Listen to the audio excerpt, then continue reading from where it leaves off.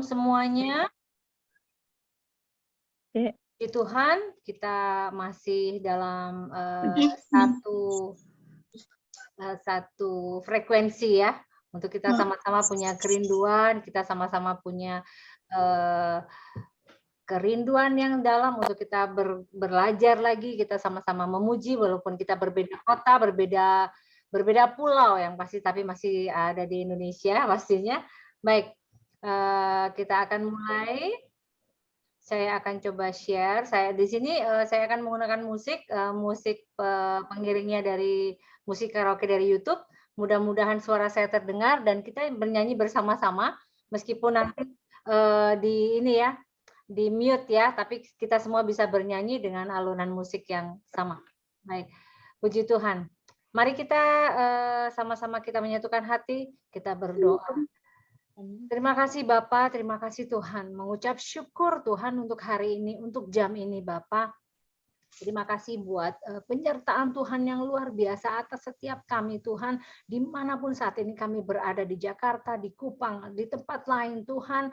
Kasih-Mu tetap sama dan Engkau tetap sama ada bersama dengan kami Tuhan. Terima kasih buat kesatuan hati kerinduan ini Tuhan. Kami rindu mau memuji bersama-sama. Kami rindu Tuhan mau meninggikan nama-Mu bersama-sama. Terlebih lagi Tuhan kami rindu untuk kami belajar lagi firman Tuhan untuk menjadi kehidupan panduan kami. Terima kasih Tuhan, biar nama-Mu saja yang ditinggikan, biar nama-Mu saja yang kami muliakan. Hanya di dalam nama Tuhan Yesus Kristus kami mulai Tuhan ibadah kami pada sore hari ini dan terpujilah nama-Mu. Amin. Saya akan share screen, kita mau bersukacita, saya akan angkat sebuah lagu lama, tapi lagu ini sangat-sangat semuanya bisa bawain lagu ya. Kita mau menyanyikan sebuah lagu. Bentar. Oke.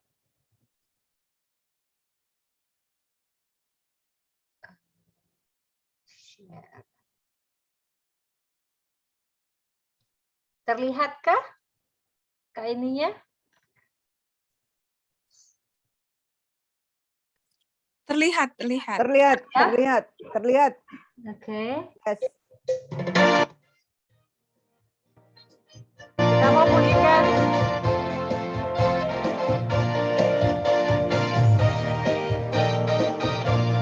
Kita mau katakan hari lepas hari. Kita sama-sama ya.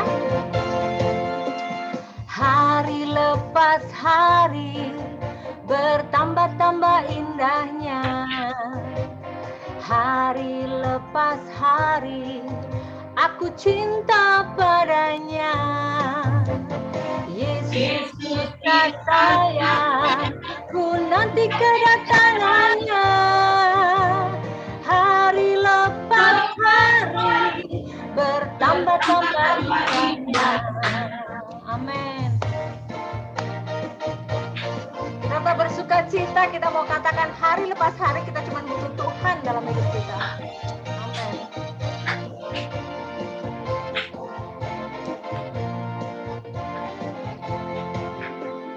Hari lepas hari bertambah-tambah indahnya. Hari lepas hari aku cinta padanya. Yesus cinta saya, ku nanti kedatangannya. Hari lepas hari bertambah-tambah indahnya. Amin. Puji Tuhan, hari lepas hari. Hari lepas hari kita cuma butuh Tuhan dalam kehidupan kita. Hari lepas hari kita nggak bisa biarkan apapun dalam kehidupan kita lewat, tapi yang ada adalah kemurahan dan kebajikannya selalu. Kita mau kasih tahu bahwa bukti kebesarannya Tuhan nyata atas kita. Berkatnya nyata juga atas setiap kita. Kita mau sama-sama bawa pujian ini. Karena ini oke. Mudah-mudahan sudah tahu semua lagu ini ya.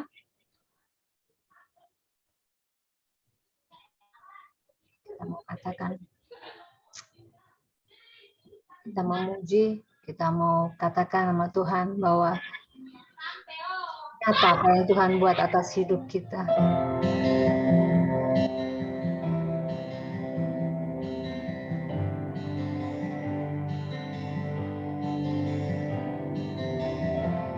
Terima kasih Tuhan, terima kasih Bapak. Mengucap syukur Tuhan buat semua yang Tuhan buat.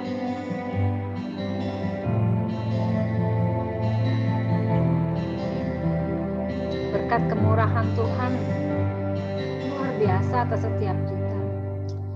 Kau hiasi kehidupanku dengan kemurahan-Mu.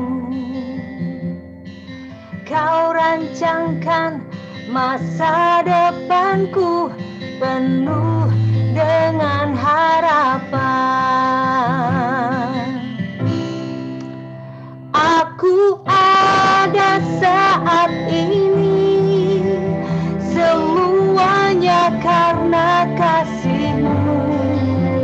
Aku hidup hari ini, semua berkat kemurahan-Mu. Terima kasih Yesus, Engkau sangat baik, teramat baik bagiku. Yes Lord, Tuhan terlalu baik atas setiap kita. Amin. Kau hiasi kehidupanku dengan kemurahan-Mu. Kau rancangkan masa depanku penuh dengan harapan. Aku ada saat ini, semuanya karena kasih-Mu. Aku hidup hari ini, semua berkat kemurahan-Mu. Terima kasih Yesus, Engkau sangat baik, teramat baik bagiku. Aku ada saat ini semua karena kasih-Mu Tuhan, semua karena kemurahan Tuhan. Aku hidup hari ini, semua berkat kemurahan. Amin. Terima kasih Tuhan, terima kasih Bapa, Engkau sangat baik. Amin. Teramat baik bagiku.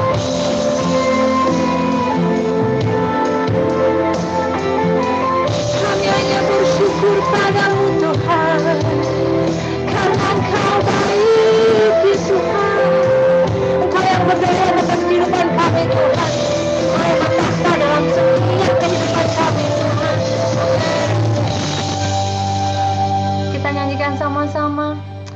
Aku ada saat ini, katakan itu, semua karena kasih-Mu Tuhan. Aku hidup hari ini, semua berkat kemurahan-Mu. Terima kasih Yesus, Engkau sangat baik, teramat baik bagiku. Aku ada saat ini, semuanya karena kasih-Mu. Aku hidup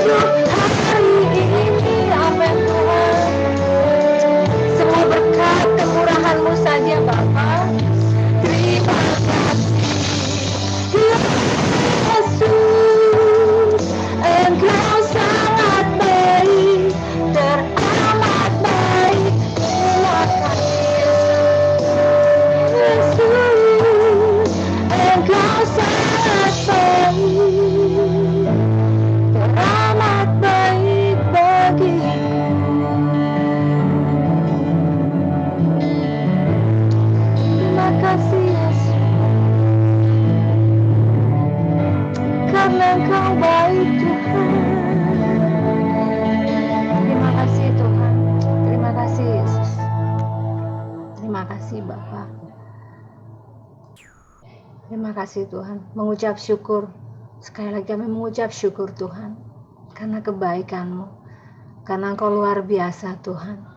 Karena kehidupan nyata Engkau sudah berikan dan Engkau sertai setiap kami. Terima kasih Bapa. Terima kasih Tuhan. Mengucap syukur. Dalam nama Yesus. Amin. Oke, saya akan stop share dan ada ruang kesaksian.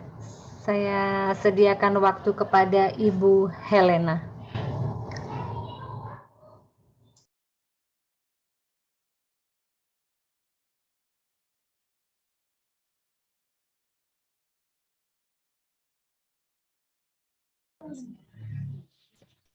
Halo, shalom. Shalom semua. Shalom, shalom. Shalom. Shalom Ibu, shalom. Oke. Shalom Bunda Helena. Shalom, Bu Abi. Kami semua dari Kupang. Shalom. Di sini saya mau sedikit bersaksi, berbagi cerita ya, berbagi pengalaman sedikit. Saya ibu rumah tangga, mempunyai 2 orang anak dan 1 orang cucu. Suami saya pelaut, jadi otomatis saya sering ditinggal. Ditinggalnya 2-3 tahun baru ada. Ya, otomatis saya menjadi orang tua tunggal bagi kedua putri di dalam mendidik dan pengambilan keputusan. Rumah tangga saya sudah 39 tahun. Jadi waktu lalu belum ada handphone, harus pakai telepon rumah. Jadi kapan kalau sampai di pelabuhan mana ada telepon baru bisa kita sampaikan berita. Sementara kalau ada terjadi apa-apa, masalah atau apa dalam keluarga, otomatis saya sebagai istri, sebagai ibu, tapi juga harus merangkap menjadi suami untuk pengambilan keputusan. Karena tidak bisa langsung dihubungi kapan dia berlayarnya dari negara mana ke mana, baru saya sampaikan cerita itu. Tapi waktunya kan sudah berlalu, sementara mungkin ada persoalan yang sangat complicated yang saya harus ada keputusan begitu. Nah, di dalam perjalanan kehidupan rumah tangga saya 39 tahun, banyak hal yang saya belajar dari kebenaran firman Tuhan. Nah, di Kupang sini kita punya kelompok yang mana kita dari berbagai denominasi. Itu dulu pernah kita tergabung di dalam satu kelompok, yaitu Pelayanan Wanita Kasih yang dipimpin oleh Ibu Nuni Ernaningrum yang sebentar akan berkhotbah. Nah, di situ dari semua denominasi kita berkumpul sebulan sekali untuk ibadah. Jadi kita bikin acara sepertinya kita di restoran, undang makan, tapi sebelum makan siang itu terjadi, ada ibadah. Ibadah, tapi kita langsung sharing firman yang disampaikan oleh Ibu Nuni, dan di situ anggota kita hampir 500 wanita. Ya, terus karena kesibukan Ibu Nuni di dalam sekolah, akhirnya kita sempat pisah, bubar, banyak juga ibu-ibu yang pindah ke daerah lain, dan akhirnya kita sudah selesai di situ. Tapi bukan berarti kita yang masih ada tidak lagi berkumpul untuk sharing firman.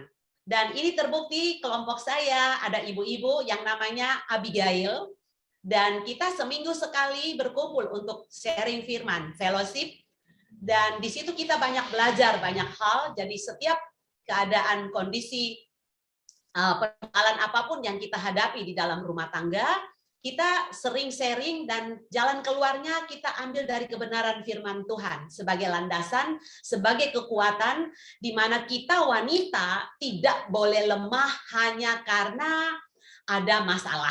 Tetapi justru masalah membuat kita wanita lebih tangguh di dalam menjalani kehidupan. Nah, untuk itu kita teman-teman yang mungkin sekarang ini baru berlima, namanya kelompok Abigail.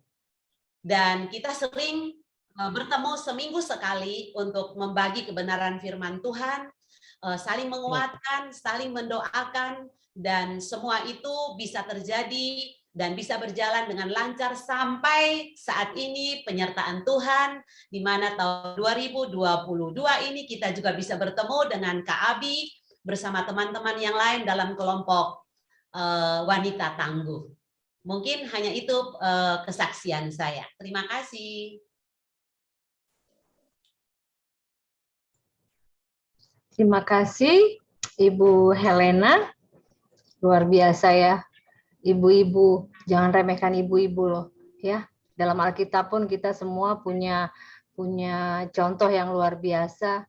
Naomi, ibu rumah tangga yang luar biasa, tapi Tuhan pakai luar biasa. Tuhan bisa pakai siapa saja yang menyerahkan kita punya kemauan. Itu luar biasa. Jadi selamat buat ibu-ibu yang di Kupang ya, meskipun baru berapa orang, tetap semangat. Penyertaan Tuhan dimanapun untuk menjangkau jiwa-jiwa pasti akan Tuhan kasih. Oke, kita akan masuk hari ini, kita akan dilayani oleh Pendeta Nune. Luar biasa, tadi saya sudah baca di Yesaya 60, kebesaran Tuhan. Kita mau lihat, kita mau sama-sama kita mau kita sama-sama Tuhan mau kasih lihat, kita mau sadar bahwa kebesaran Tuhan itu nyata. Kebesarannya nyata buat kita. Baik, kita akan pujikan, saya akan share lagi satu lagu, Bukti Kebesaran Tuhan. Kita nyanyikan lagu ini.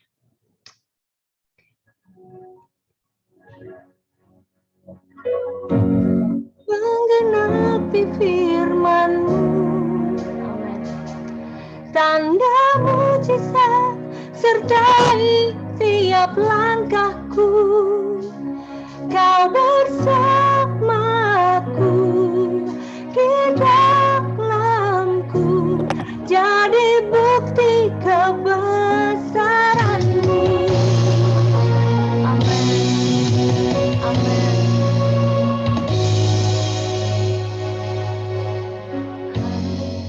Kau sempurna. Amin. Dalam rencana-Mu dan karya-Mu, amin.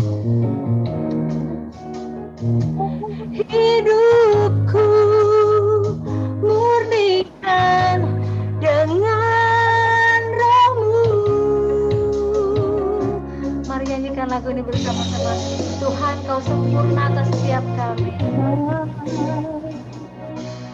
Dalam rencana-Mu dan karya-Mu, ku serahkan hidupku, murnikan dengan Roh-Mu.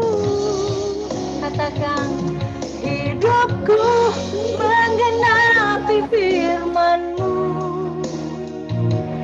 tanda mujizat sertai tiap langkahku, Kau bersamaku di dalamku, jadi bukti kebesaran-Mu. Amin. Amin. Setelah lagu ini, waktu dan tempat saya serahkan kepada Pendeta Nuni. Kita katakan, Tuhan, Kau sempurna atas setiap kami. Dalam rencana-Mu dan karya-Mu, ku serahkan hidupku, murnikan dengan Roh-Mu. Amin.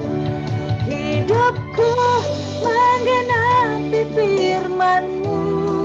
Mari kita katakan ini. Kita percayakan ini, kita yakini ini, Tuhan menyertai setiap kehidupan kita. Amin.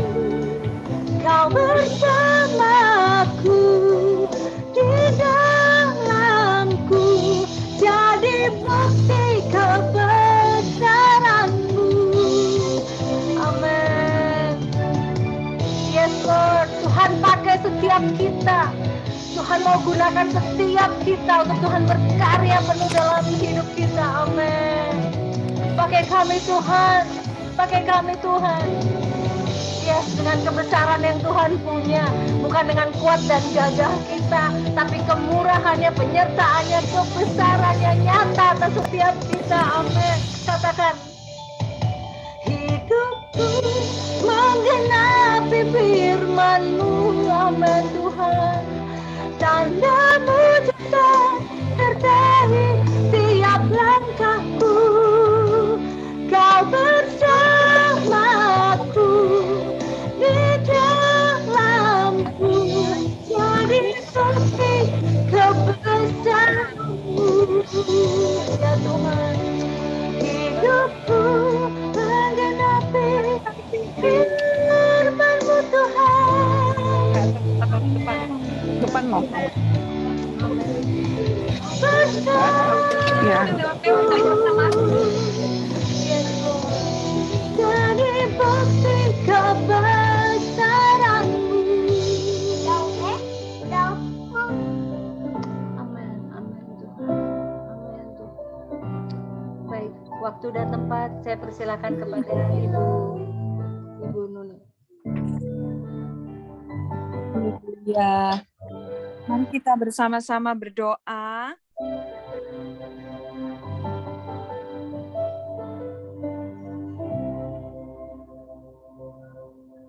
Terima kasih ya Bapa, sebagaimana pujian yang kami naikkan, hidup kami ini adalah bukti dari kebesaran-Mu. Dan kami siap Tuhan, senantiasa dibentuk, lebih lagi, hingga target yang Tuhan inginkan. Bahwa kami ini setiap pribadi membentuk sebuah puzzle ketika kami bersama-sama dalam persekutuan gereja yang menjadi sebuah lukisan yang nyata dengan judul Bukti Kebesaran-Mu. Terima kasih ya Bapak, Engkau tidak pernah menyerah, Engkau tidak pernah menyerah atas hidup kami, sekalipun kami seringkali berkeinginan dan cenderung menyelenceng Tuhan dari rencana-Mu, tapi Engkau terus dan terus dan terus dan terus senantiasa sabar dan memiliki iman terhadap kami. Dan Engkau setia. Terima kasih Bapak. Kami mau belajar bersama-sama firman-Mu, sharing sehingga apa yang hamba-Mu dapatkan selama hidup di Timor ini Tuhan bisa menjadi berkat bagi saudara-saudara hamba di seluruh tempat dimanapun mereka berada. Dan kehidupan mereka juga mendapatkan satu kesaksian yang dahsyat bahwa hidup kami ini adalah bukti kebesaran. Dalam nama Yesus, kami siap untuk menerima firman-Mu. Amin. Wanita tangguh yang luar biasa, saya mohon semuanya di-mute ya. Saya akan share screen. Nanti kita akan lebih banyak bertanya jawab. Saya tuh suka sekali kalau kita tanya jawab daripada hanya sekedar saya menyampaikan satu sisi. Oke. Ya. Pertama-tama, perkenalkan saya Ibu Nuni, saya biasa dipanggil Ibu Nuni, saya lahir besar di Surabaya, menikah tahun 92, punya anak 3, sekarang ini cucu baru 1, baru 1 anak yang menikah. Nah, terlihat dari saya di sini bahwa saya ini asal mulanya memang seorang karir, saya berkarir tahun 88 sampai 92, saya kerja, satu hari itu saya kerja 3 hal, kebetulan Tuhan izinkan saya bekerja di sebuah perusahaan, dan perusahaan ini pemiliknya adalah salah satu pembayar pajak 10 besar di Jawa Timur tahun 80-90, jadi sebuah perusahaan yang cukup besar. Nah, satu hari itu saya dipercaya untuk menjadi wakil kepala bagian umum di sebuah real estate di Surabaya. Kemudian saya juga legal advisor untuk 5 PT dari PT Group ini. Kemudian saya juga marketing eksekutif dari International Property Consultant. Pada waktu itu namanya Figers. Kita beli license dari Toronto, Kanada. Nah, sampai tahun 92 waktu menikah, saya dengan calon suami saya sepakat setelah menikah kami lepaskan semua. Suami saya waktu itu usaha udang, tambak udang, juga ada bersama rekannya mengerjakan chemical. Tapi kita lepaskan semua dan kita sepakat menanggapi panggilan Tuhan. kami melayani Tuhan di GBI Betani waktu itu dibawa kepemimpinan Pak Timotius Arifin di Denpasar. Hingga saat ini kami terus melaksanakan amanat agung Tuhan, menjadi karyawannya Tuhan Yesus. Saya sendiri dipenuhi Roh Kudus dari tahun 79, dibaptis terus dipenuhi Roh Kudus, dan Tuhan pakai saya untuk bernubuat ke beberapa orang yang saya temui, dan sampai hari ini saya dengan penggembalaan ini, tapi saya juga masih senantiasa diminta untuk melaksanakan apa yang saya hanya mengikuti apa yang Roh Kudus suruh. Jadi mungkin bagi orang duniawi itu seperti impulsif ya, impulsivitas. Tapi buat saya itu suara Roh. Nah, apa sih Yesaya 60 tadi? Oh ya, by the way, terima kasih Ibu Nuke, luar biasa pujiannya, luar biasa. I'm very blessed. Kalau kita baca Yesaya 60 sebelum kita melihat ini, kita baca bersama-sama yuk. Saya buka dulu ya ayat-ayat itu, Yesaya 60, mari bersama-sama kita baca. Yesaya 60, kalau ini terlalu kecil, saudari-saudariku yang cantik bisa melihat Alkitabnya masing-masing. Kita baca dari ayat 1 sampai ayat 22. Bangkitlah menjadi teranglah, sebab terangmu datang, dan kemuliaan Tuhan terbit atasmu. Sebab sesungguhnya kegelapan menutupi bumi, dan kekelaman menutupi bangsa-bangsa. Tetapi terang Tuhan terbit atasmu, dan kemuliaannya menjadi nyata atasmu. Bangsa-bangsa berduyun-duyun datang kepada terangmu, dan raja-raja kepada cahaya yang terbit bagimu. Angkatlah mukamu dan lihatlah ke sekeliling, mereka semua datang berhimpun kepadamu, anak-anakmu laki-laki datang dari jauh, dan anak-anakmu perempuan digendong. Pada waktu itu engkau akan heran melihat dan berseri-seri, engkau akan tercengang dan akan berbesar hati. Sebab kelimpahan dari seberang laut akan beralih kepadamu, dan kekayaan bangsa-bangsa akan datang kepadamu. Sejumlah besar unta akan menutupi daerahmu, unta-unta muda dari Midian dan Eva, mereka semua akan datang dari Sheba, akan membawa emas dan kemenyan, serta memberitakan perbuatan masyhur Tuhan. Segala kambing domba Kedar akan berhimpun kepadamu, domba-domba jantan Nebayot akan tersedia untuk ibadahmu, semuanya akan dipersembahkan di atas mezbahku sebagai korban yang berkenan kepadaku, dan aku akan menyemarakkan rumah keagunganku. Sampai di ayat 7 ini luar biasa, bukan? Nah, kita lihat di ayat yang ke-8. Kalau kita baca ayat ini, pasti terpukau ayat pertama sampai ayat 7. Dan yang paling memukau adalah kekayaan bangsa-bangsa tadi itu ya. Nah, ayat ke-8, siapakah mereka ini yang melayang seperti awan dan seperti burung merpati ke pintu kandangnya?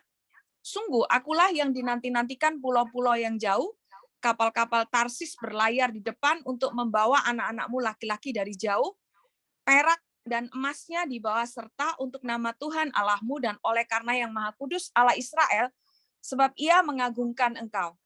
Orang-orang asing akan membangun tembokmu dan raja-raja mereka akan melayani engkau, sebab dalam murkaku aku telah menghajar engkau. Lihat ini, ayat 10 ini mulai nggak enak. Sebab dalam murkaku aku telah menghajar engkau, namun aku telah berkenan untuk mengasihani engkau. Nah, ayat 11, pintu-pintu gerbangmu akan terbuka senantiasa. Wow, ini luar biasa. Baik siang maupun malam tidak akan tertutup, supaya orang dapat membawa kekayaan bangsa-bangsa kepadamu. Wah, ini menarik ya. Sedang raja-raja mereka ikut digiring sebagai tawanan.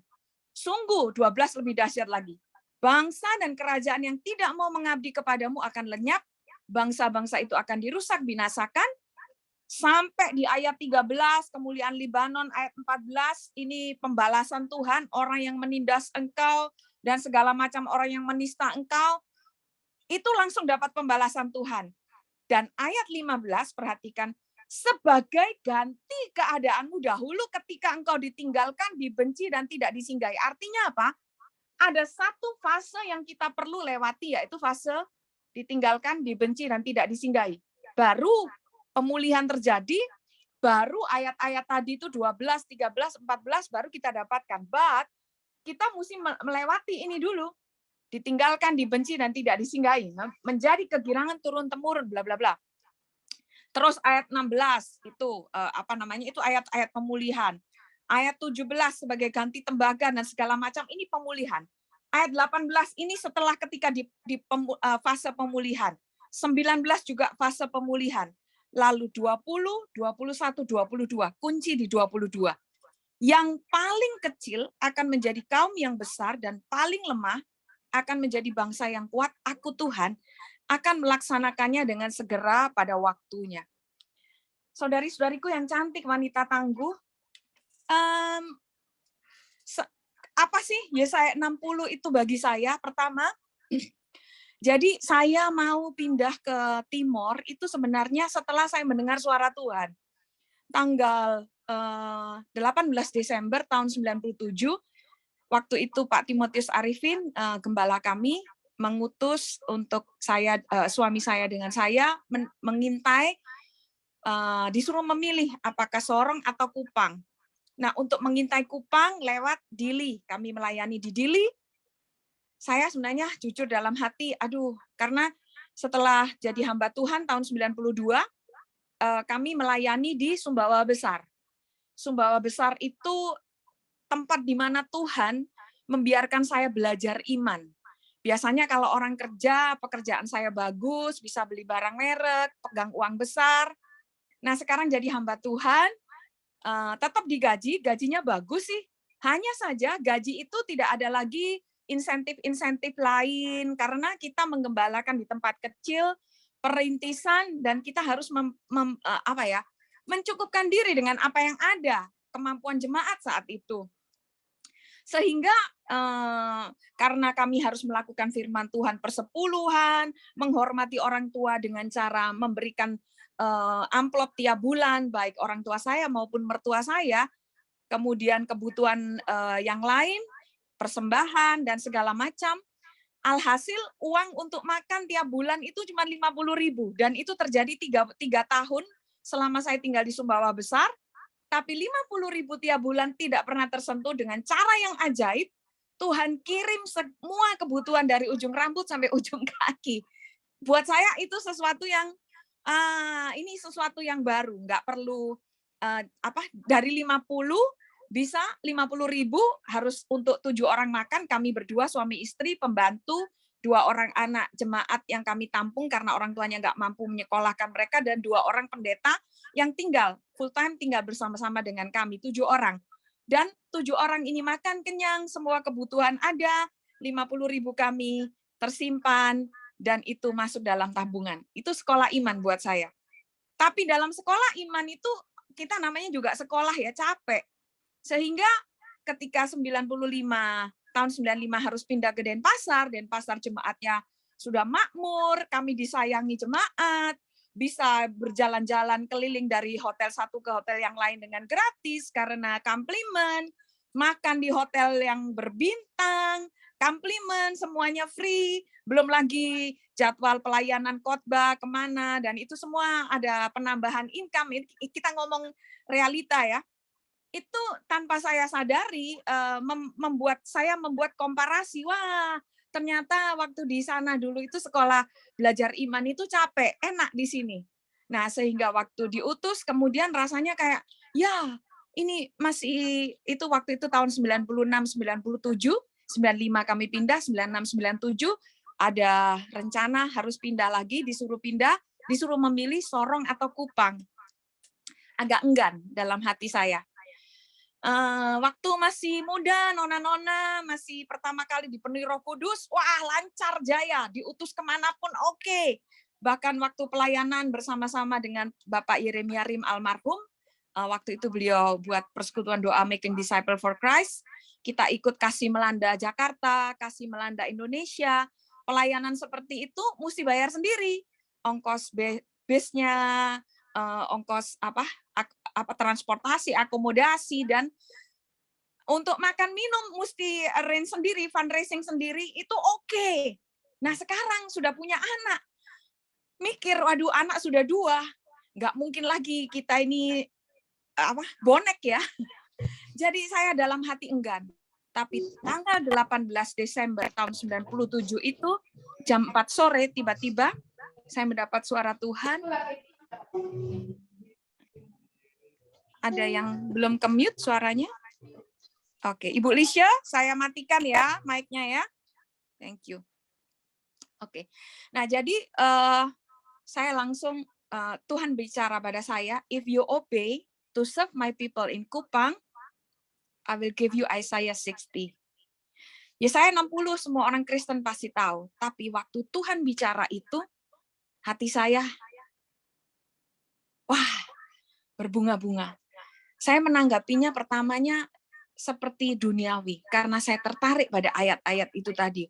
Unta-unta, saya terjemahkan ini mobil. Wah, saya membaca Yesaya 60 awal-awalnya, wah ini janji penyertaan Tuhan, saya tidak mungkin miskin melayani Tuhan di Kupang, sekalipun di Kupang itu kering kerontang tahun 98, kita kalau masuk ke kota Kupang, mobil pribadi itu bisa dihitung dengan jari, kita bisa tidur di jalan raya besar, di jalan utama, tanpa ada yang bisa menabrak kita, karena mobil kendaraan itu bisa dihitung dengan jari, itu bemo.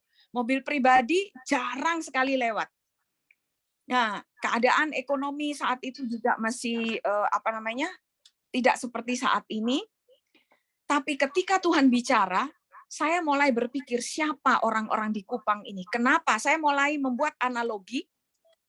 Ketika saya bekerja sebagai property consultant, ketika saya ditugaskan pindah ke misalnya ke kota yang lain, karena saya waktu bekerja juga ada fasilitas dari perusahaan. Saya dapat fasilitas sesuai dengan kapasitas dan tanggung jawab saya.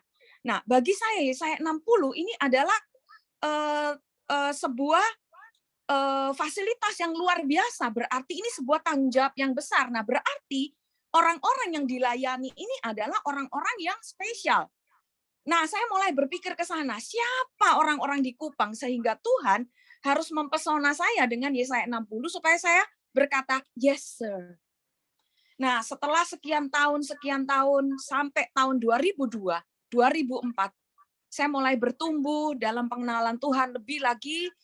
Saya mulai mengerti bahwa Yesaya 60 adalah tentang ini, nubuatan, hal yang akan terjadi, yaitu bahwa akan bangkit satu masyarakat unggul yang menjadikan firman Tuhan itu sebagai refleks mereka sehari-hari.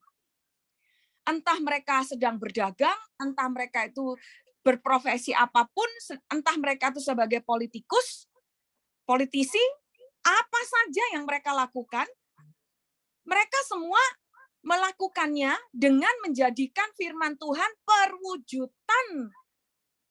mewujudkan firman Tuhan di dalam profesi mereka masing-masing.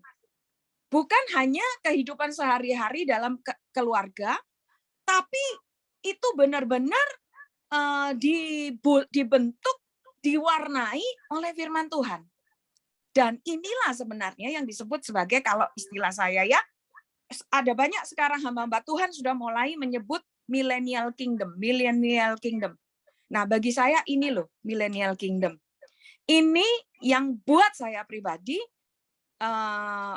setelah saya bertanya kepada Roh Kudus tentang Yesaya 60, ini keadaan yang akan datang, yang akan terjadi, sebuah masyarakat ini, sebuah millennial kingdom. Oke, next. Pertanyaannya adalah bagaimana bisa seperti itu? Nah, mungkin saya sampaikan secara makro ya, supaya nanti memancing kepada pertanyaan-pertanyaan. Skema ini saya buat tahun 2002, setelah 2 tahun saya dibuat mabuk Roh Kudus dari tahun 2000, kami mengadakan menara doa, kami berdoa 24 jam secara bergilir. Waktu itu salah satu pendeta GBI Betani, Pak Pendeta Niko, mendapat suara Tuhan supaya Kupang membuat menara doa, dan kami membuat menara doa, dan selama begitu menara doa diadakan, banyak Tuhan sampaikan firman Tuhan, dan Tuhan membuat otak saya begitu sensitif dengan firman Tuhan, dan saya diberi Tuhan kemampuan dalam membuatnya dalam bentuk diagram seperti ini. Nah, kalau kita lihat, sebentar ya, kita lihat di sini ada tiga hal besar: Roh Allah, Firman Allah, lalu Firman Allah menjadi manusia. Nah, kalau kita pelajari baca dari Kejadian 1 sampai di Yohanes 1 ayat 14, maka inilah iktisar atau saripati dari pola kerja Allah. Pertama, di Kejadian 1 ayat 2, mungkin saya bisa minta bantuan Ibu Abi yang tercinta. Ibu, saya bisa minta bantu Ibu bacakan Kejadian 1 ayat 2 kok.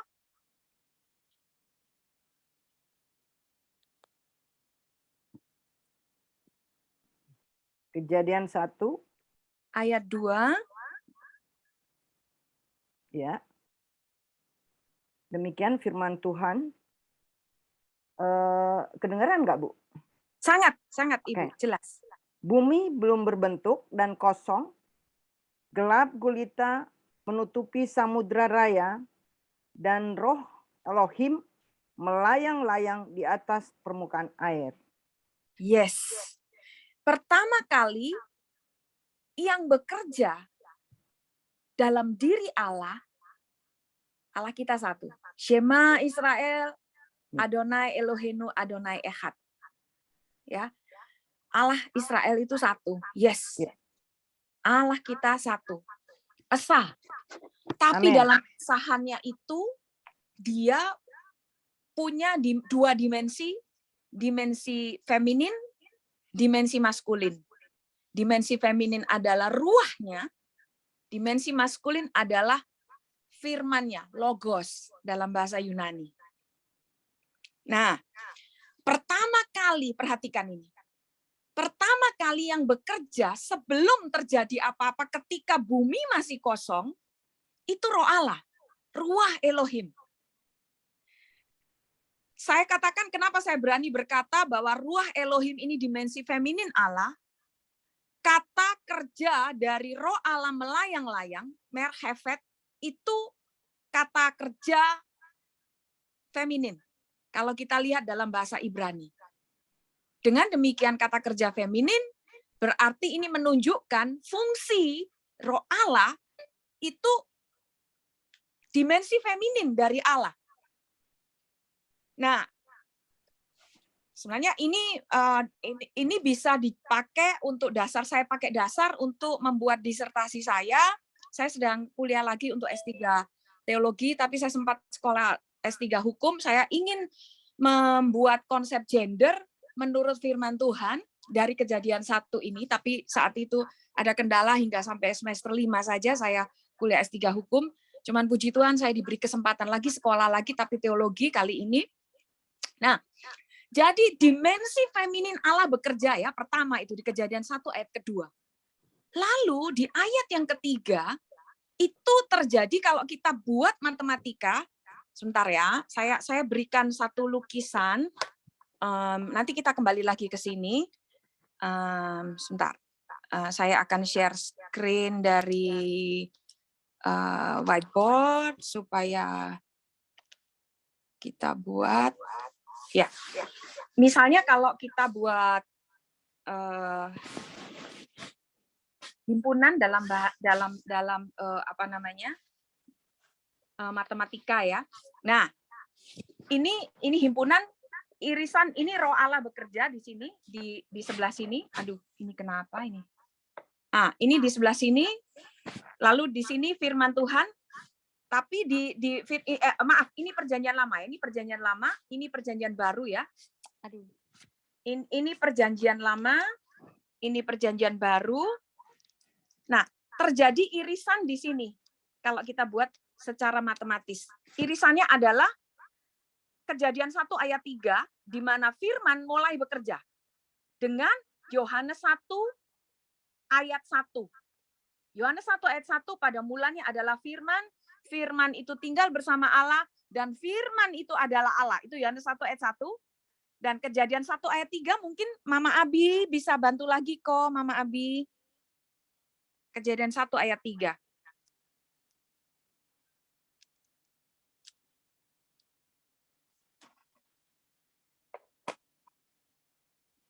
Kejadian 1 ayat 3.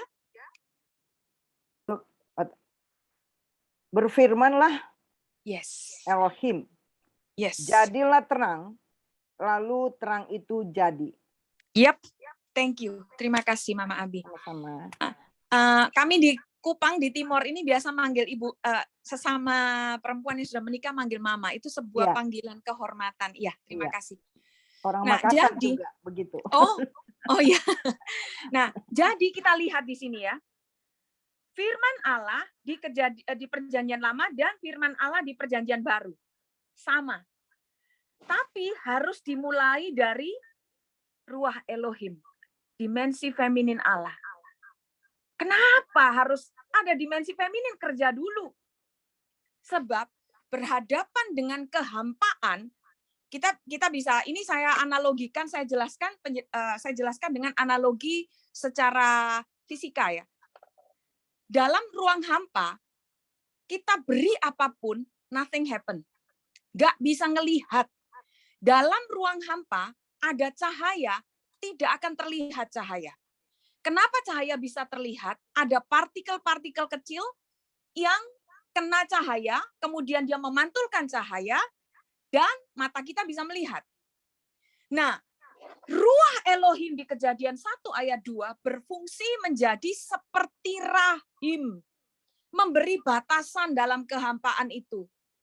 Memberi batasan, lalu firman Allah ini adalah dimensi maskulin Allah. Kalau nanti kita lihat Allah buat, kenapa manusia itu dibuat segambar dengan Allah, dan kata segambar, kita lihat ya, saya lompat-lompat nggak apa-apa ya, ini. Kita lihat sebentar Alkitab di Kejadian 1 ayat 27. Kejadian 1 ayat 27.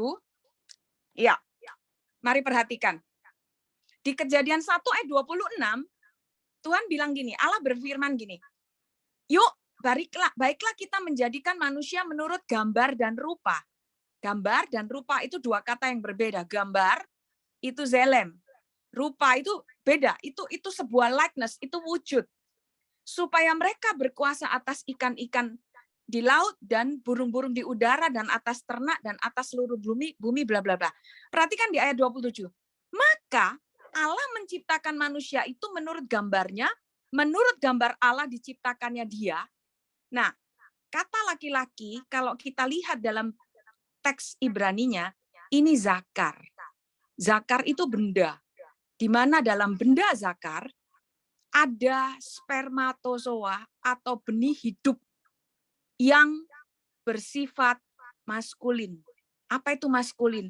Agresif. Dan kata perempuan itu dalam teks Ibraninya adalah negebah.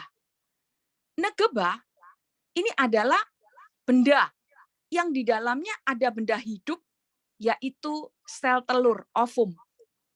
Yang di dalamnya juga punya potensi-potensi kehidupan. Nah, dua benda ini, sementara manusia itu dalam bahasa teks Ibraninya kan ha-adam, manusia secara universal. Dia sebagai spesies itu Adam, ha-adam.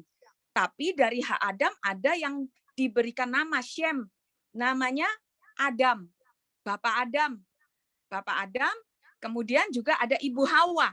Tapi baik Ibu Hawa maupun Bapak Adam itu adalah ha-adam, manusia. Bapak Adam adalah Adam yang punya zakar, Ibu Hawa adalah Adam yang punya negebah.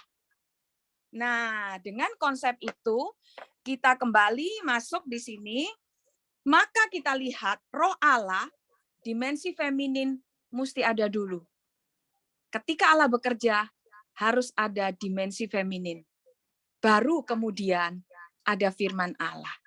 Kalau kita lihat pola kerja Allah begini, kita lihat juga ketika malaikat Gabriel, nanti lihat ya di Alkitab, cari sendiri ayatnya, kita enggak punya waktu panjang untuk ngomong itu. Ini saya ngomong secara makro supaya bisa menjelaskan Yesaya 60. Ketika malaikat Gabriel pertama kali ketemu Maria, sebelum dia menyampaikan bahwa Maria akan hamil, itu dia ngomong, Roh Kudus menaungi. Roh Kudus menaungi. Ruah Elohim menaungi. Jadi apa artinya? Sama dengan Kejadian 1 ayat 2, bahwa dimensi feminin Allah lebih dahulu bekerja untuk memisahkan, separated antara yang kados dan yang tame, yang tidak kudus, ya, yang kosher dan yang tame. Tame itu tidak yang haram ya, yang kudus dan tidak kudus. Nah, baru kemudian firman Allah. Firman Allah bekerja. Nah, saya melihat mungkin wanita-wanita tangguh di grup ini sudah mendengar sekilas tentang apa yang Tuhan kerjakan di Zoe tahun 65 ketika dimensi feminin Allah bekerja. Roh Allah bekerja persis seperti Kejadian 1 ayat 2. Waktu itu Roh Kudus tiba-tiba tercurah turun menguasai orang, membuat seperti rahim, orang berada dalam rahim Roh Kudus kembali, dilahirkan dengan tiba-tiba tanpa ada yang khotbah, tiba-tiba orang sadar terhadap dosanya, tiba-tiba orang punya berkarunia, tiba-tiba mata rohaninya melihat, tiba-tiba mereka menyadari bahwa Tuhan memakai mereka dengan banyak mujizat. Salah satu mujizatnya adalah air berubah jadi air anggur perjamuan, itu baru salah satu. Yang jelas semua mujizat yang tertulis di Alkitab terjadi, termasuk orang yang seperti Filipus dipakai teleporter, pindah dari satu tempat ke tempat yang lain secara ajaib. Ya, ada. Saya mendapat kesaksian dari seorang hamba Tuhan yang tidak pernah berbohong. Sayangnya orangnya sudah meninggal. Dua-dua yang mengalami maupun yang menyaksikan beliau mengalami itu, beliau itu yang cerita kepada saya, yang mengalami tidak pernah ceritakan apa-apa, tapi yang menyaksikan karena mereka sempat satu rumah, beliau ini yang bercerita. Kedua-duanya udah meninggal dalam keadaan suntuk usianya, dan sungguh-sungguh mereka mendedikasikan hidup kepada Tuhan luar biasa. Nah, jadi apa yang Tuhan lakukan di Timor adalah ketika Roh Allah bekerja ini. Dan kalau Roh Allah bekerja, maka karunia-karunia seperti Galatia. Kita lihat Galatia ya. Galatia, karunia-karunia di Korintus, atau nanti next time kita ngomong tentang itu, atau wanita-wanita tangguh bisa melihatnya ya. Nah, ketika Roh Allah bekerja, maka ini dua hal. Dimensi feminin Allah itu punya dua hal. Pertama, karisma. Karisma ini karunia-karunia yang disebut oleh Rasul Paulus. Karunia iman lah, karunia bernubuat lah, karunia-karunia macam-macam ya. Juga dia buah roh di Galatia 5. Nanti lihat sendiri ayatnya. Jadi buah roh adalah ini. Buah roh itu paket kan ya. Dia bukan, saya sudah punya kesabaran tapi saya belum punya ketekunan. Nggak bisa. Itu mesti satu paket. Dan kayak seperti kita makan apel, misalnya ada rasa asamnya, ada rasa manisnya, ada rasa apanya gitu paket. Tapi rasa yang paling menutup terakhir itu adalah penguasaan diri. Itu buah roh ya. Nah, ini adalah hal yang ada di dalam dimensi feminin Allah. Analoginya adalah apa kaitannya yang saya sampaikan ini dengan Kejadian 1 ayat 27 adalah bahwa Allah menggunakan zakar dan negebah. Allah menggunakan zakar dan negebah itu untuk menjelaskan dirinya. Bahwa diri Allah itu ada dimensi feminin, yaitu ruah Elohim, roh Allah, dan ada logos, firman Allah. Nah, jadi Dua barang itu digunakan Allah untuk menggambarkan itu. Sementara contoh seperti barang hidup, benda hidup seperti spermatozoa, itu sifatnya, karakternya persis firman Allah. Kalau kita lihat di dalam Yesaya 55 kalau nggak salah. Yesaya 55, ada enggak ya di sini ya? Yesaya 55 ayat 11 atau nanti saya share ya ayatnya. Kadang-kadang saya suka lupa alamatnya. Itu firman Tuhan berkata begini, firman yang keluar dari hambaku tidak akan, atau kita lihat saja sebentar ya, saya minta waktu sebentar, saya searching dulu. Kalau ada yang sudah bisa membantu saya menemukan ayat itu. Ayat 11. Ayat 11. Ya. Yesaya 55 ayat 11. Iya. Ya. Tolong. Demikianlah firman-Ku yang keluar dari mulutku, ia tidak akan kembali kepadaku dengan sia-sia, tetapi ia akan melaksanakan apa yang kukehendaki dan akan berhasil dalam apa yang kusuruhkan kepadanya. Yes.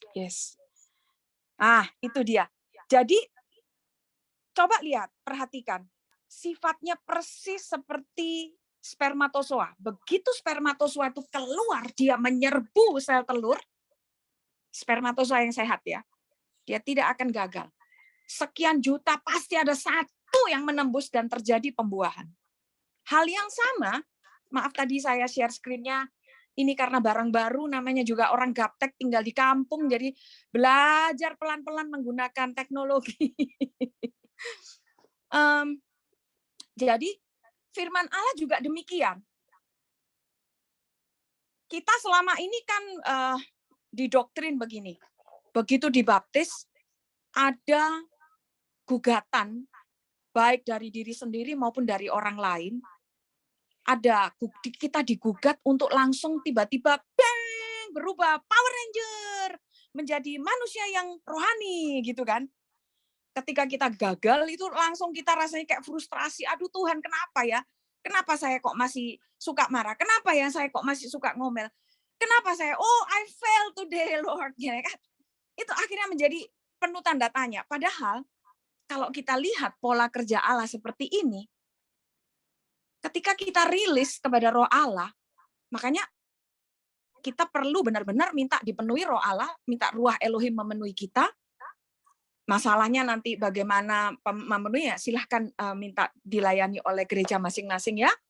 Karena ini dimensi feminin Allah yang ada buah roh itu seperti sel telur perempuan yang kalau ketemu firman Allah yang diurapi, firman Kristus, dia menerobos seperti spermatozoa itu ketemu, bam, terjadi ledakan di dalam dunia rohani kita, dalam batin kita, muncullah iman, muncullah sebuah pembaruan pola pikir kita, pembaruan akal budi, dan itu membawa kita makin hari, makin rohani, makin hari, makin jadi seperti Yesus. Targetnya apa? Ini, firman Allah jadi manusia. Firman Allah jadi dagingnya kita. Kata manusia sebenarnya, kita lihat sebentar dalam Yohanes 1, ayat 14 ya, saya buka di e-sword. Yohanes 1 ayat yang ke-14. Nah, perhatikan di sini.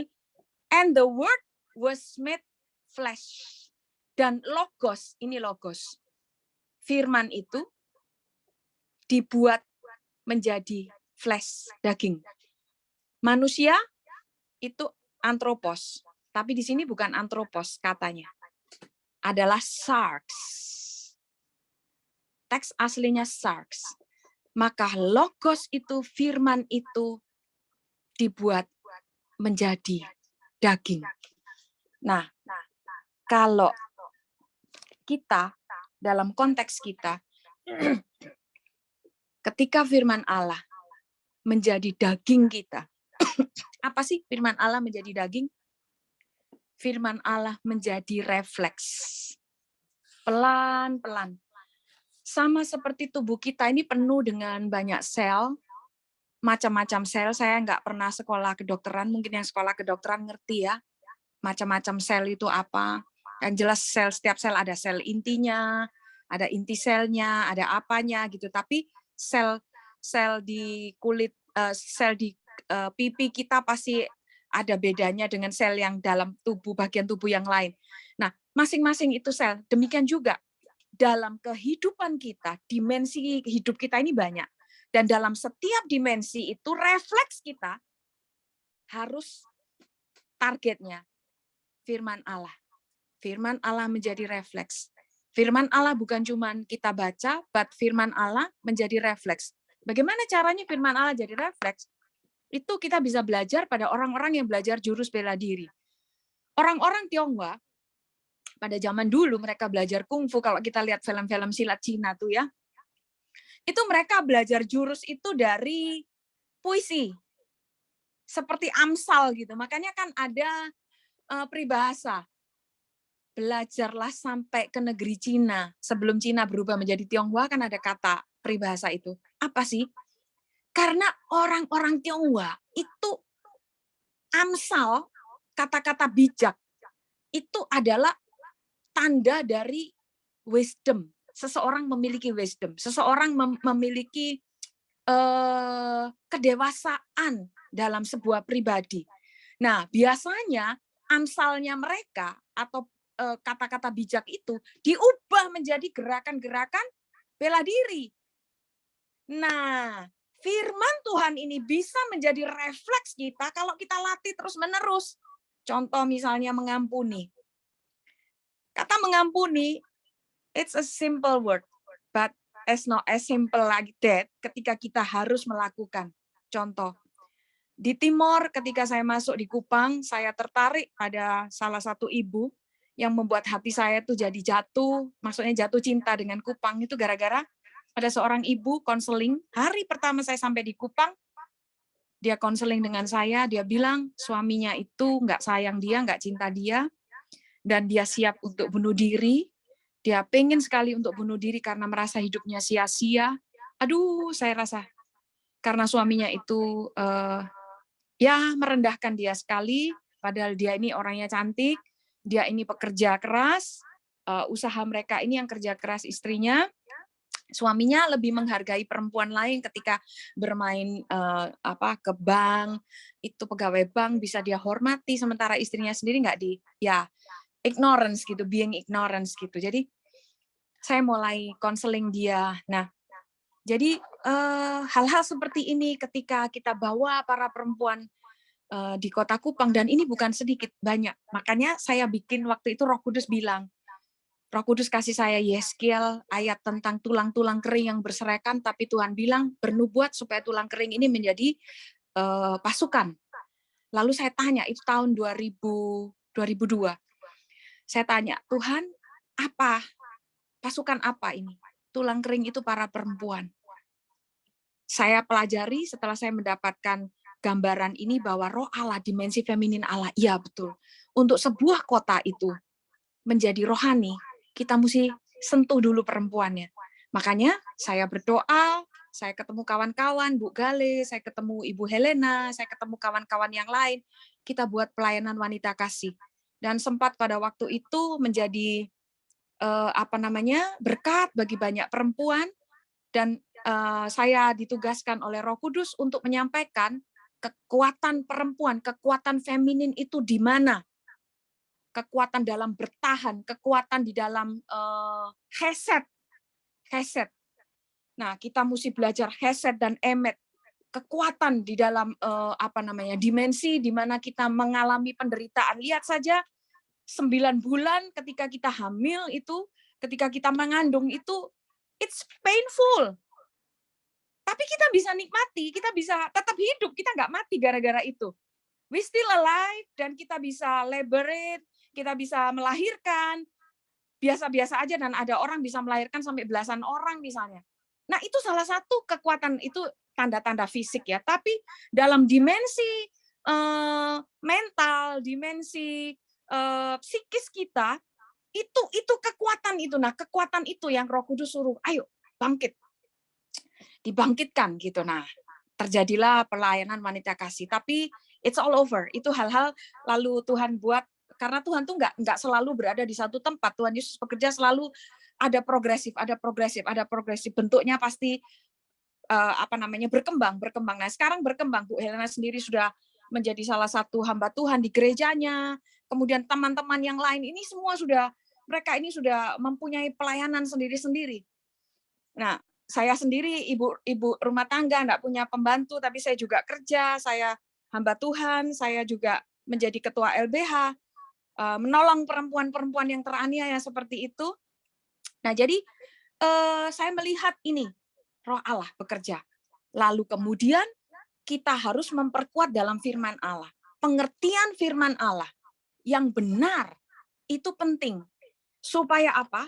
Target kita menjadi firman Allah menjadi sarx. The word become flesh. Dan firman Allah, logos itu menjadi sarx, menjadi daging kita. Menjadi refleks kita. Nah, kalau sudah seperti ini, pelan-pelan kita digiring menikmati Yesaya 60. Dan ini yang kami tunggu. Lahirnya, bangkitnya masyarakat. Kalau Tuhan bicara ketika saya harus pergi ke Kupang, Tuhan bicara Yesaya 60 akan ada terjadi di NTT, saya sedang menunggu itu. Waktu saya awal-awal masuk ke kota Kupang, saya sering berhadapan melihat dengan mata kepala sendiri, karena kendaraan umum yang ada itu bemo, mobil-mobil pribadi seperti yang saya katakan tadi itu jarang, satu hari itu mungkin 2 mobil saja yang lewat. Itu pun juga lewatnya cuma satu kali di pagi hari, sore nanti 1 kali lewat lagi gitu, satu mobil maksudnya ya. Tapi bemo. Nah, bemo itu jam 6 sudah nggak ada. Jadi sudah kota ini sepi setelah jam 6, jam 7 malam tahun 98. Nah, itu bemo itu seringkali ketika mereka lewat, penumpangnya dihadang oleh anak-anak muda membawa senjata tombak, parang, panah. Penumpangnya disuruh keluar, mereka naik ke dalam, 2-3 bemo dihadang, semua dipenuhi dengan orang-orang bersenjata. Saya tanya kepada salah satu jemaat, waktu itu kami sedang jam 4 sore pelayanan di Komsel di salah satu rumah jemaat. Jemaat bilang, oh itu pasti mau menyerbu kampung mana. Itu 98. Puji Tuhan, setelah tahun 2003, 2004, itu semua sudah tidak ada. Tapi kami berhadapan dengan status daerah yang terkorup keberapa se-Indonesia. Ini menjadi doa kami. Saya yakin ketika firman Allah menjadi flesh, menjadi sarx, maka orang tidak lagi menjadi selfish, termasuk politisi. Benar-benar apa yang dikatakan ya dan amin, apa yang dikatakan ya berarti ya, tidak berarti tidak. Dia benar-benar orang yang takut akan Tuhan, tidak menyembah mamon, benar-benar menjadi hamba Tuhan. Nah, itu yang kami doakan. Apa yang bisa saya share-kan sampai di sini, mungkin nanti kita berkembang di tanya jawab. Saya serahkan kembali kepada Ibu Nuke. Silakan Ibu. Atau Ibu Abi. Baik, Kak Abi atau Ibu Nuke, adikku yang cantik. Wah, dahsyat ya. Silakan Nuke dulu. Oke. Luar biasa firman-Nya ya, benar-benar merefresh kita. Sebenarnya banyak sih, saya lihat Ibu Pendeta Nuni luar biasa ya, karena dengan latar belakang yang luar biasa, memberikan diri untuk melayani. Kadang-kadang gitu ya, kalau saya boleh mewakili bertanya boleh ya? Boleh dong.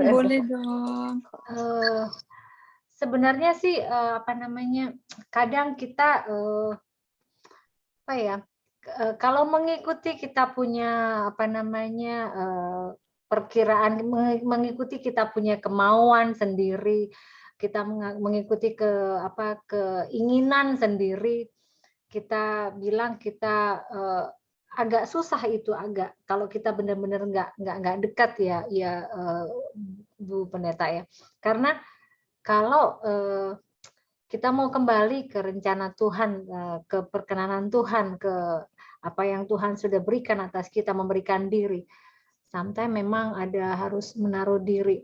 Nah, dalam hal menaruh diri ini loh, kita ini kadang kan hidup bermasyarakat, bersosialisasi dengan banyak tipe orang gitu. Sometimes dalam satu komunitas pun gitu, kita juga nggak bisa apa ya istilahnya menyenangkan semua orang ya begitu. Nah dalam hal ini kadang-kadang saya pribadi mendapati kadang orang bagaimana itu Bu Noni? Dalam kita ini kalau saya lebih bersosialisasi kepada sedikit aja saya perkecil komunitas gitu komunitas atau nah ini aja kita kadang tidak bisa membenarkan diri atau menaruh diri kita selalu kita berjalan nih nah dengan apa firman yang Tuhan sudah kasih. Nah yang saya ingin tanyakan tadi itu saya setuju Bu Pendeta bahwa satu paket buah roh itu memang satu paket yang memang Tuhan sudah bungkus dengan tadi diakhiri dengan penguasaan diri. Tapi kadang-kadang masih manusia ya. Karena masih manusia ya, betul tadi saya sudah sabar gitu. Saya ini sudah berusaha mengerti gitu. Tapi kok kayaknya ada yang masih kurang aja. Jadi apa itu standarnya bagaimana gitu kalau kita dalam porsi kecil aja itu Bu Pendeta, dalam nggak usah kita dalam bersosialisasi yang besar, porsi yang kecil aja kita punya komunitas kalau kita boleh diberikan sedikit pencerahan gitu. Baik Ibu Pendeta. Oke.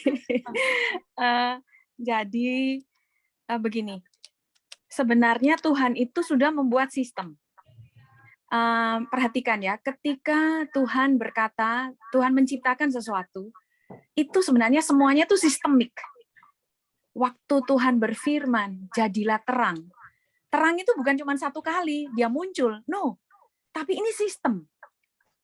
Jadi ada terang, kapan terang itu muncul, terang itu dipisahkan, terang dan terang itu menjadi pagi misalnya, kemudian yang gelap itu menjadi malam misalnya, ini sistem.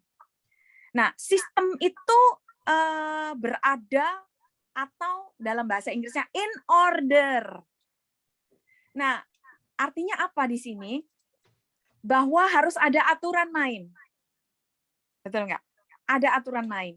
Nah, ketika kita berinteraksi satu dengan yang lain, sama seperti ruas jari, kita punya 5 jari kan ya? 5 jari ini kiri kanan. Kalau kita bertepuk tangan itu supaya pas ini kan sistem juga. Ada aturan mainnya. Nggak mungkin kita ini ketemu dengan ini. Misalnya ketemunya kan ibu jari ketemu dengan ibu jari, kelingking ketemu dengan kelingking. Itu sistem, itu sudah aturan. Nah, baru bisa dia berbunyi. Jadi dalam sebuah komunitas, kalau nggak ada aturan main, itu nggak ada sistem. Kalau nggak ada sistem, nggak ada aturannya. Lalu siapa yang mesti berbicara, siapa yang mesti mendengar. Nah, dalam persahabatan itu nggak perlu, nggak itu ada, tapi dia nggak muncul secara formal. Kenapa? Karena ada penaklukan diri yang namanya mengasihi. Hubungan suami istri juga demikian. Ketika in love, pacaran lah, in love, itu sistem jalan. Dia ngomong membosankan. Kita dengar kenapa? Kita membiarkan sistem terbentuk. Nah, ketika sistem tidak ada, kapan sistem tidak ada? Ada rebel. Rebel tidak selalu jelek, karena aturan main tidak ditetapkan. Makanya saya orang hukum. Aturan main mesti ada dulu. Hukum itu, di dalam biasanya dikatakan Allah itu mencintai hukum. Ayatnya di mana saya lupa, tapi ada ayat itu. Allah mencintai hukum. Makanya Allah itu dirinya adalah hukum. Yohanes 1 ayat 1, Allah adalah firman. Firman itu hukum. Cuman hukum Allah ini bukan cuma menghukum orang, tapi hukumnya itu menciptakan. Dia juga menciptakan, dia juga membuat sistem, dia juga menjaga.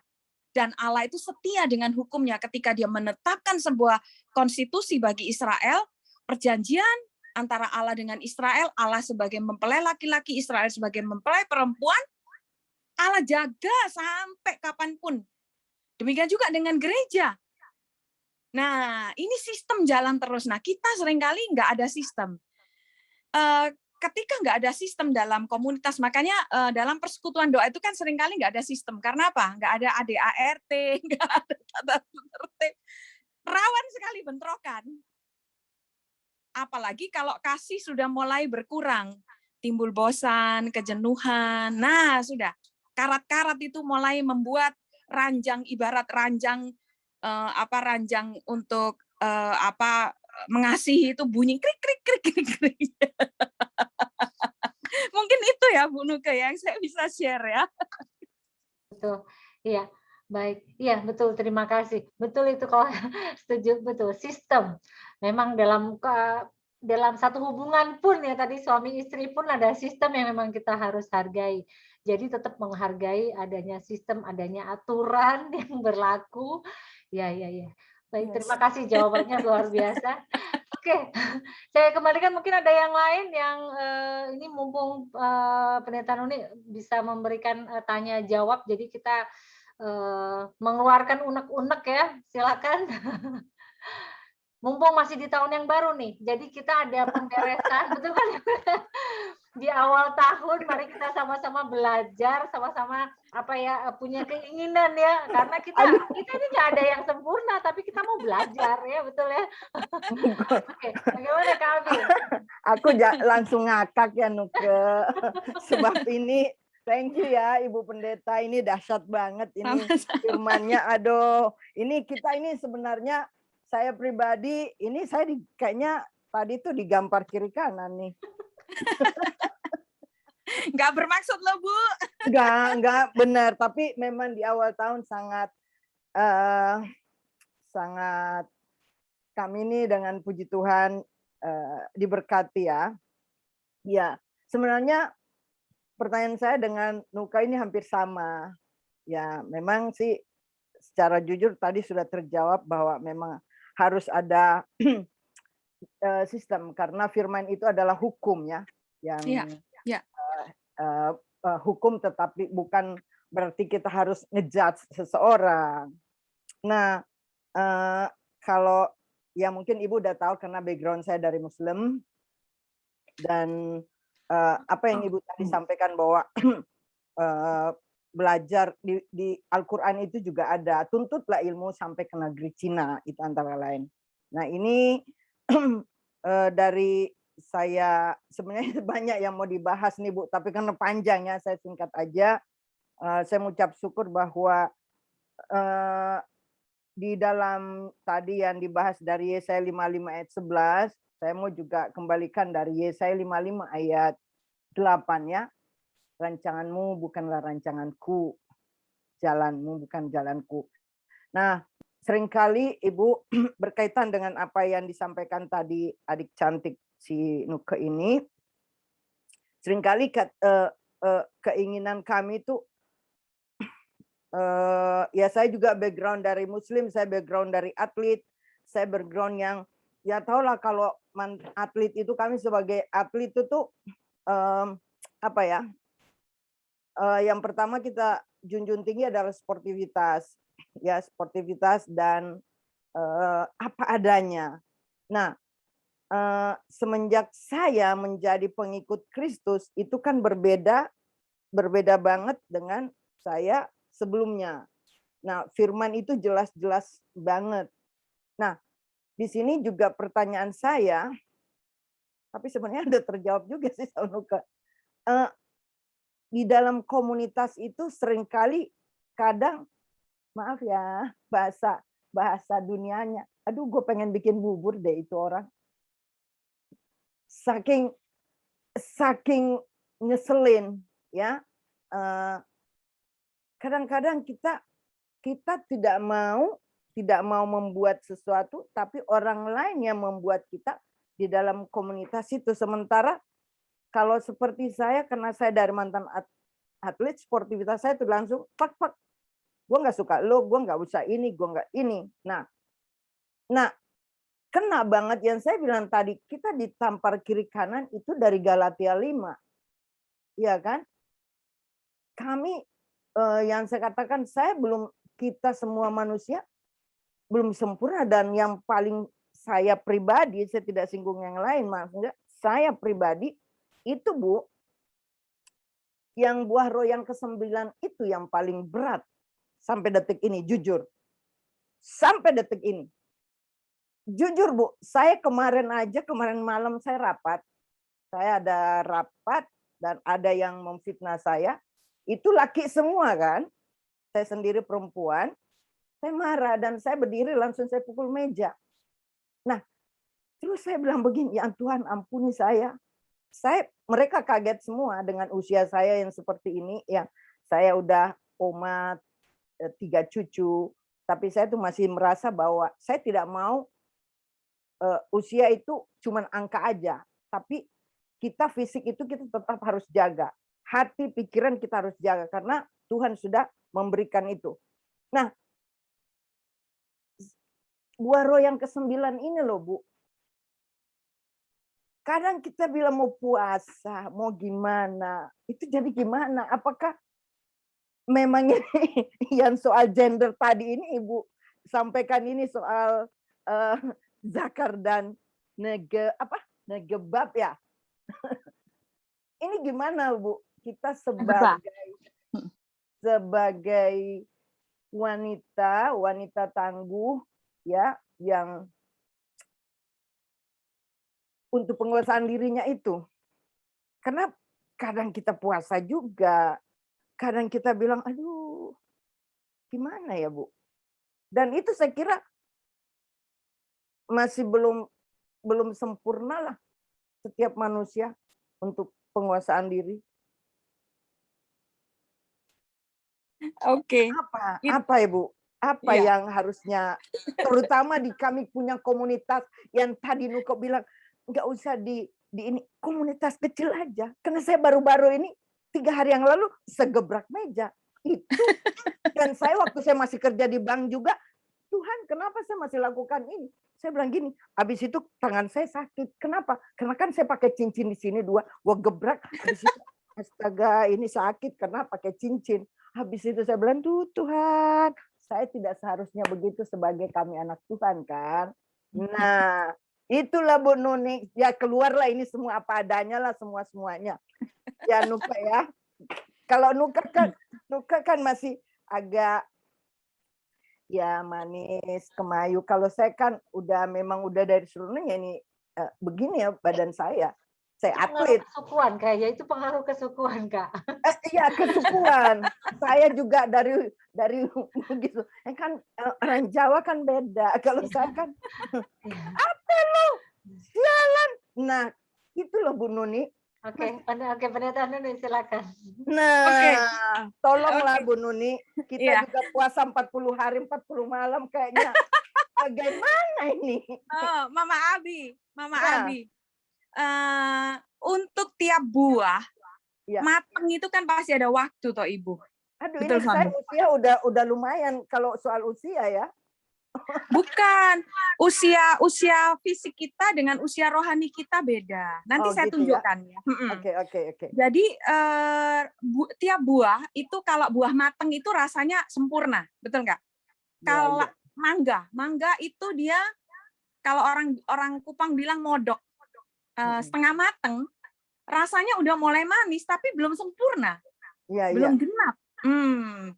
Kita masih proses semua kita proses. Hanya saja ada satu ayat ini yang saya bisa kasih kepada semua wanita tangguh, Efesus 4. Efesus 4, coba buka Efesus 4 ayat 26, 27. Efesus 4. Saya share screen lagi ya. Efesus 4 ayat 26 dan 27. Yes. Coba Mama Abi ketawa. Tapi saya nggak berbuat dosa, Bu. Gini, Efesus 4 ya, 26-27. Dosa itu adalah tandanya kita menyesali. Once kita, jadi kata dosa sendiri itu dalam bahasa Yunaninya hamartia, melenceng. Kita rasa nggak tepat, ini nggak pas, itu dosa. Dosa Oh, itu gitu ya, Bu ya? berzina, iya. Dosa itu karena kita tidak beriman. Ketika kita ragu-ragu, kita bimbang, that's sin loh. Itu dosa loh, hamartia, melenceng. Maaf nih, saya pikir kalau begitu kita tahu dosa, begitu kami datang kepada Tuhan, ampuni aku Tuhan, saya tahu saya berdosa. Langsung clear, Bu. Iya, betul, diampuni, betul. Iya. Itu karena kasih karunia. Kalau zaman Taurat, pada zaman Taurat, sebelum Tuhan Yesus mati di atas kayu salib, dosa nggak ada pengampunan. Iya, dosa betul, ya betul. Biar lakukan hukum Taurat 600 berapa itu ya, kurang satu aja. Iya, iya. Gagal, fail, langsung nggak ada nilai B, nggak ada nilai C, dan nggak ada remedi. Nah, tapi zaman kasih karunia, yaitu zaman setelah Tuhan Yesus mati di atas kayu salib dan bangkit dan naik ke surga, itu zamannya kita. Sekalipun dosamu merah seperti kirmisi, bla bla bla, itu diampuni. Nah, tapi potensi untuk berbuat dosa itu masih ada, benar nggak? Nah, aduh, sekarang ntar dulu Bu, saya mau ngumpet dulu ya. Jadi gini, konsepsi dosa atau definisi dosa, kata dosa dalam bahasa Yunani itu hamartia, melenceng, nggak tepat sasaran. Jadi orang bimbang bertindak tidak dengan iman. Iman itu kan pistis, iman itu teguh, kokoh, firm, berdiri teguh. Seperti orang berdiri teguh itu iman. Tapi waktu kita habis marah kan kita kecewa itu kayak orang linglung, benar nggak? Kayak orang kaki kita itu kayak bikin kuda-kuda itu kayak salah kuda-kuda terus kena tendang karena kesalahan sendiri, benar nggak? Iya. Itu dosa. Jadi boleh ngamuk. Jadi kalau mau marah, tetapkan dulu. Ini aku marah, tapi aku landingnya aku nggak dosa. Aku nggak oyong, nggak sempoyongan. Setelah aku ngamuk. Tapi Bu, kalau kita seperti yang saya sampaikan tindakan refleks itu gimana dong?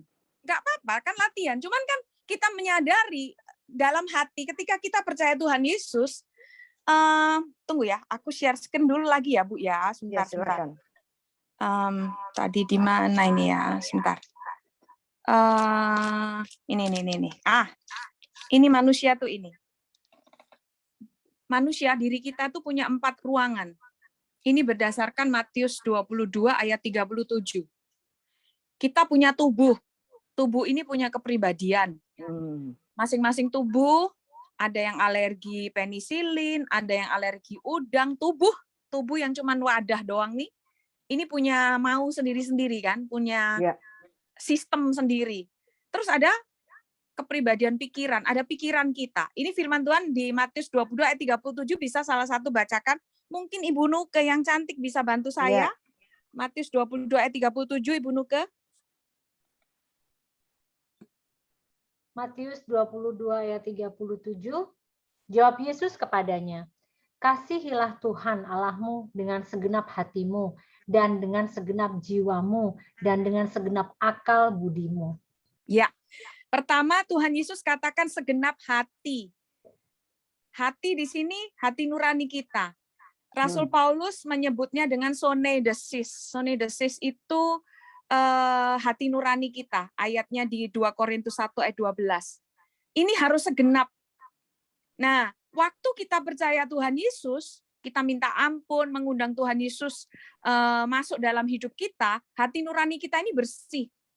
Makanya waktu kita habis dibimbing doa, terima Tuhan, hati itu rasa lega, lapang, hidup tuh rasa ringan gitu. Nah, karena apa? Karena hati nurani ini adalah fungsinya gudang perbendaraan, baik atau buruk. Tuduhan-tuduhan ada di sini. Tapi kalau sudah pertama kali percaya Tuhan Yesus itu kan minta ampun, dilayani kelepasan. Wah, kita sampai nangis-nangis itu misalnya ya. Itu kan lega hati, benar-benar rasa kayak hidup. Nah, kenapa? Karena ada pembenaran. Pembenaran dari kuasa darah Yesus. Dosa kita diampuni, hati kita ini jadi lapang. Roh kita hidup. Nah, ini. Tapi dikatakan tadi di sana dengan segenap jiwa. Jiwa psuke itu juga saya lebih senang menggunakan sarx. Kepribadian daging, dimensi daging kita. Jiwa kita itu ada dua.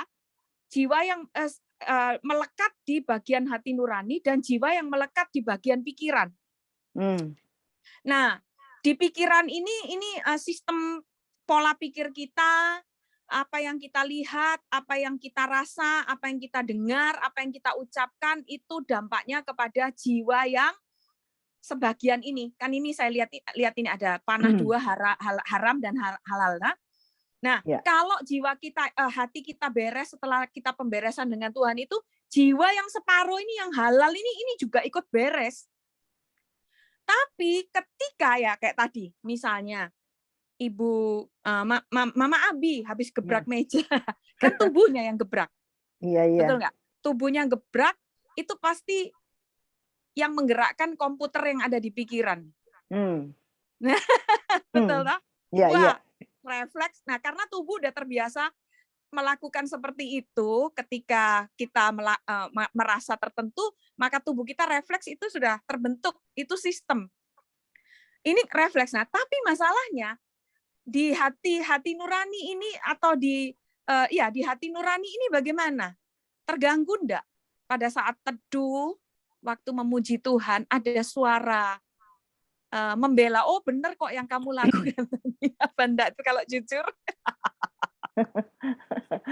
Ya nyesal sih, nggak enak. Nah, udah pasti Bu. Tapi itu tidak, memang itu masih proses. Mama Abi, kita semua ini bangunan yang belum jadi. Atau kita ini kan masih dalam kandungannya Roh Kudus. Belum dilahirkan benar. Yang saya katakan di Yesaya 60 itu manusia yang sudah dilahirkan.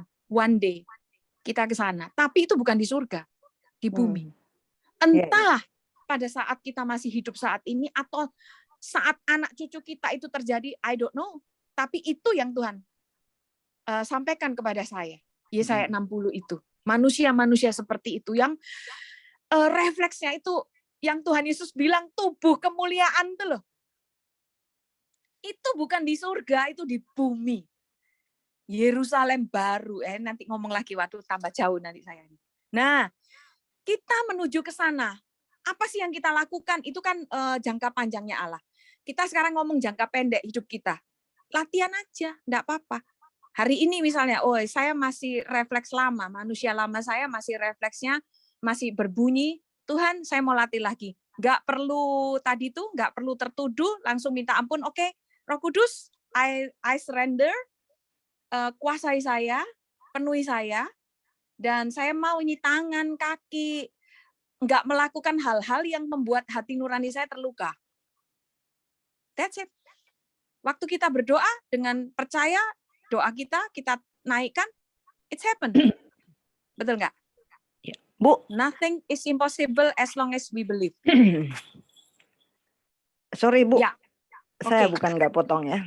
Tapi kalau setiap anak-anak Tuhan yang melakukan sesuatu refleks, yang mungkin secara duniawi orang melihat tidak baik sebagai anak Tuhan, apakah itu melukai hati Tuhan?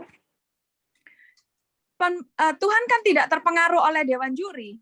Apalagi jurinya nggak sah nice. lagi. Itu tepuk tangan. Apa tuh angkat dewan juri? Yes.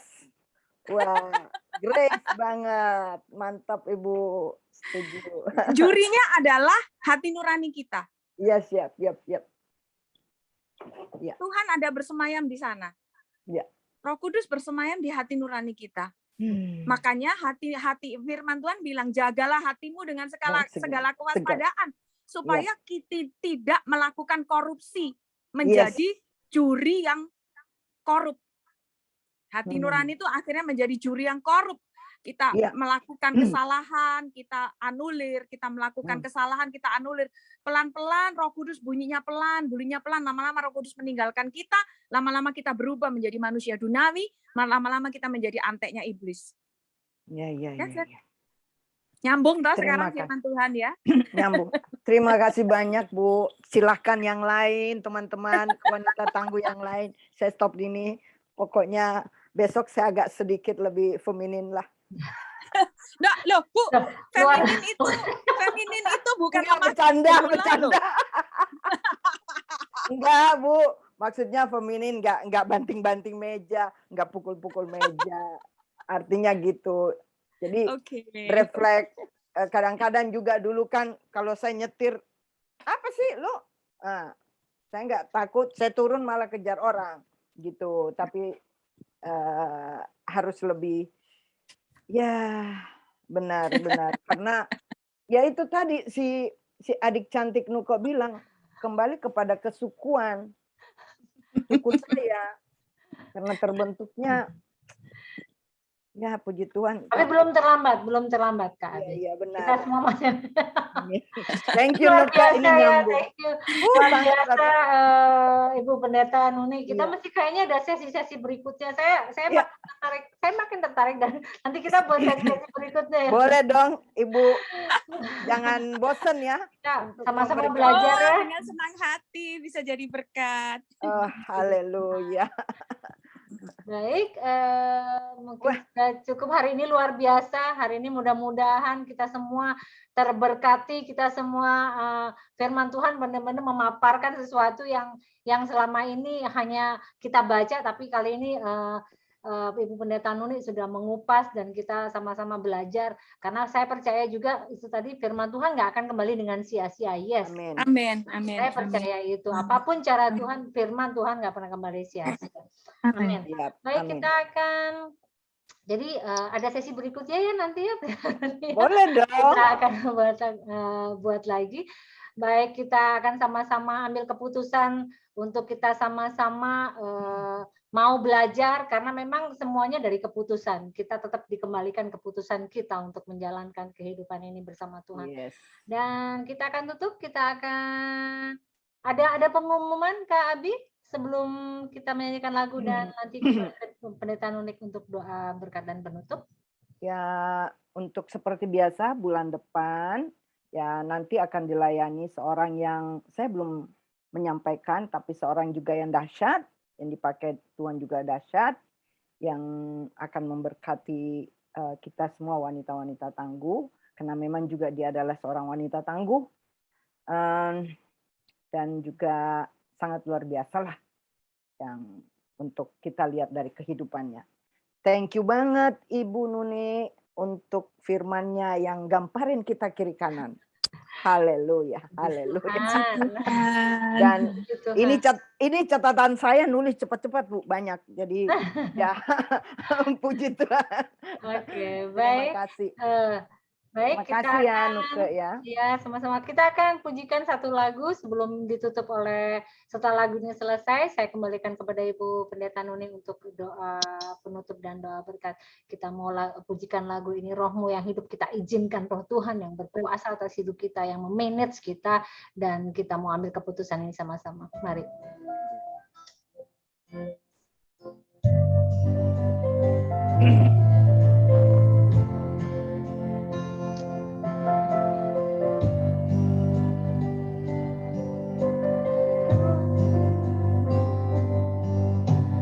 Rohmu yang hidup penuhiku, mengalir dalamku,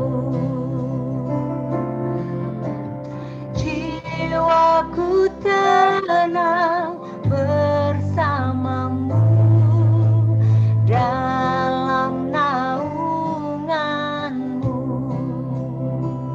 Ku buka hati untuk jamahanmu, berserah penuh di hadiratku. Kau ambil alih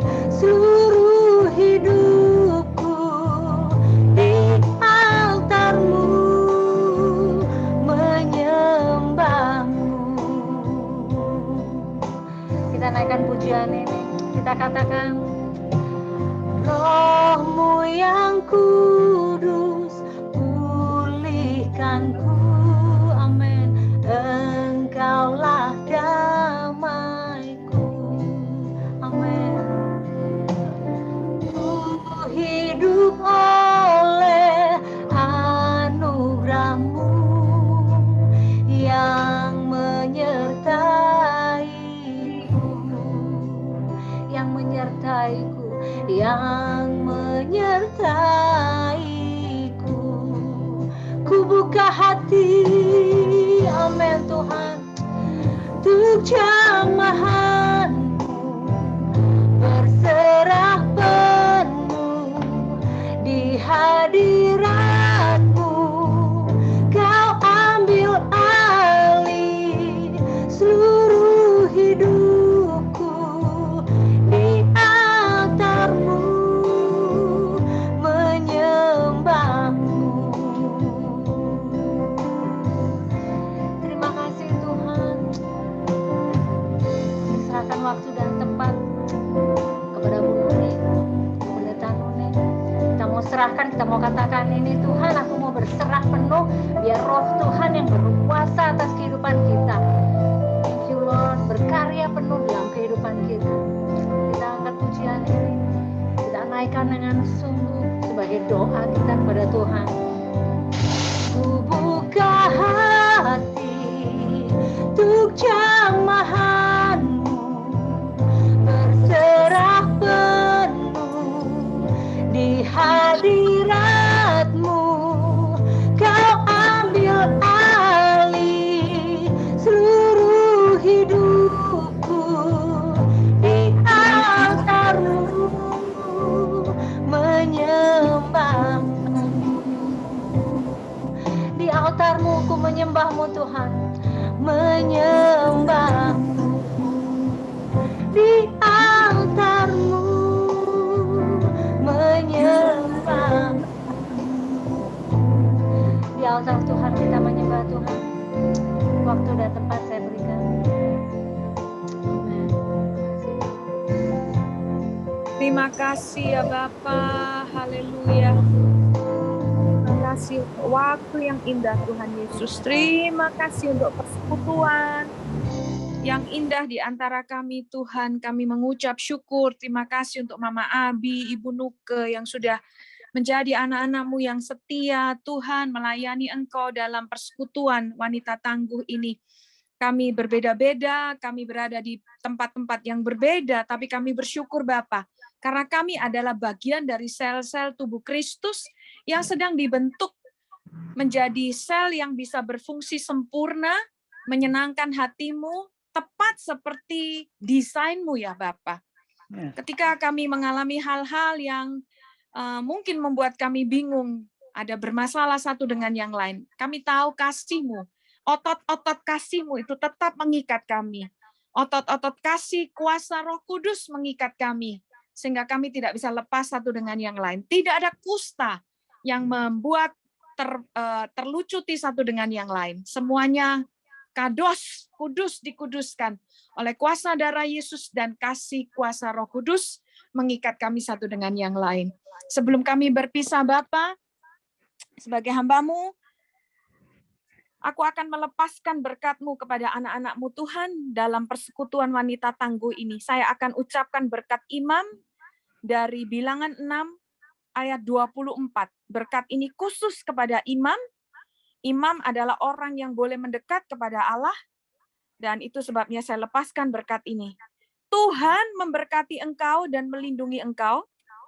Tuhan menyinari engkau dengan wajah-Nya dan memberi engkau kasih karunia.